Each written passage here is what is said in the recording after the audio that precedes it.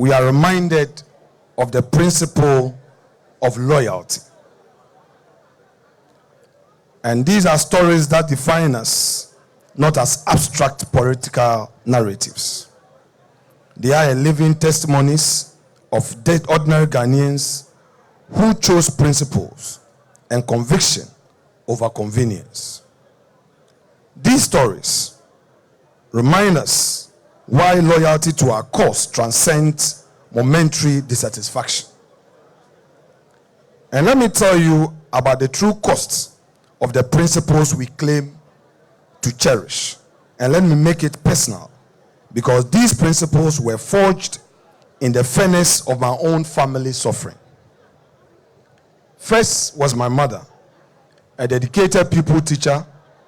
She lost her livelihood because she refused to bend the knee to the 31st December Women's Movement, and as a result, she was redeployed, a weapon that they used. And she stood firm because her husband was part of this great tradition. She could have joined the 31st December Women's Movement and saved her career, but she chose loyalty to her convictions over the security of her salary. My stepfather, a hard-working mason foreman at Pomase Pottery Enterprise in Winneba, found himself demoted and transferred to Ankafo Warehouse after the 1996 elections, not for incompetence, not for any professional failing, but for the crime of wearing his NPP allegiance openly. His expertise, his years of dedicated service, his proven competence, all rendered worthless by political vindictiveness.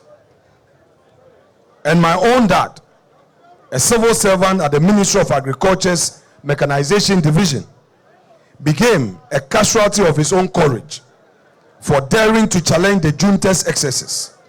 He was not merely dismissed, he was forced into exile in La Côte d'Ivoire when an opportunity arose for him to serve at the UN in Geneva. The very ministry that had cast him out refused to release his clearance letter. A 39-year-old man in his prime was forced into retirement, his expertise wasted, his family shattered, his dreams destroyed by the very petty vindictiveness of those who could not tolerate dissent.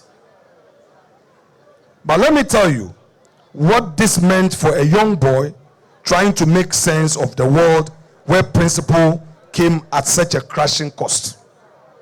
The economic turmoil that followed these acts of political persecution nearly destroyed my education.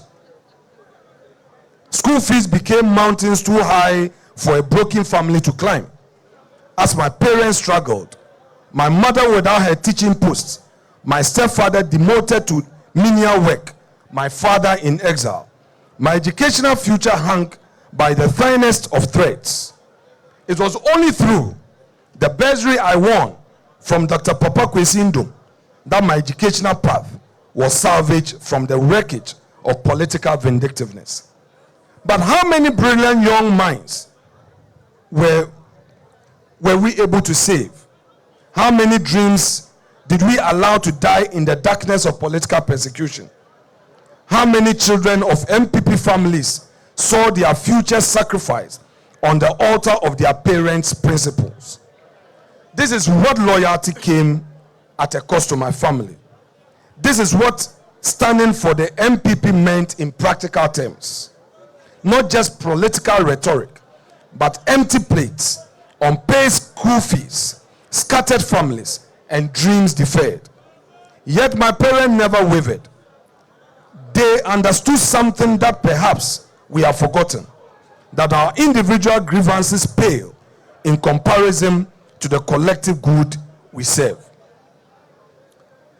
Dear patriots, today, as we launch this institute, let me say that it marks a new chapter in the intellectual and theological life of the new Patriotic Party, a true call for loyalty. It is the clearest institutional expression of our party's enduring commitment to development in freedom, to principled leadership, and to the constant renewal of the values that have defined the NPP since its inception.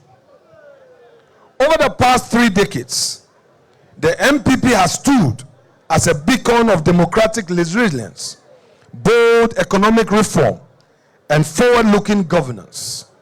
From its roots in the Dankwa Buzia Dombo tradition, the party has been guided by the values of individual freedom, the rule of law, private sector participation, civic responsibility, and progress anchored in democratic governance. The NPP has undoubtedly been the most transformative government in the Fourth Republic. Our liberal democratic foundations are not just philosophical concepts.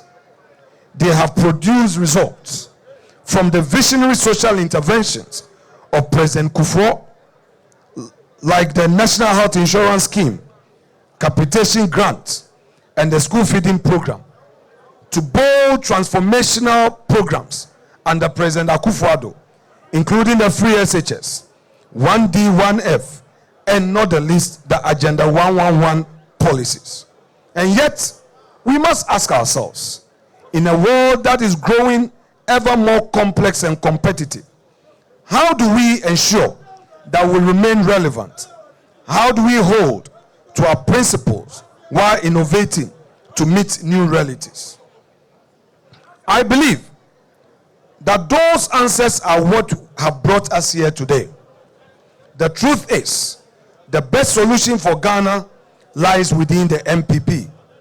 We know this, but conviction alone is not enough. We must be able to articulate that belief with clarity, depth, and confidence to the people of Ghana. If we ourselves do not fully understand what sets us apart, what makes our tradition the most capable of advancing Ghana's development, then how can we effectively communicate it? How can we inspire trust, win hearts, or lead the nations forward? The first step to convincing Ghanaian people is for us within the party to be fully grounded in who we are and what we stand for. The Patriotic Institute is our response to that call. It will serve as a living archive of our party's journey, a center for ideological formation, policy innovation, and a training ground for the next generation of NPP leaders. It will empower our party's communicators and message bearers with substance, history, and strategic clarity. It will equip every member not only to defend our record, but to articulate with confidence the vision and values that make our tradition distinct. As your leader in Parliament, with my colleagues supporting the cause of our party, let me emphasize how critical this initiative is, not just for the party, but for Parliament itself. Too often, political office is treated as a reward, not a responsibility. And so members of Parliament sometimes take their seats with little sense of the ideology they represent.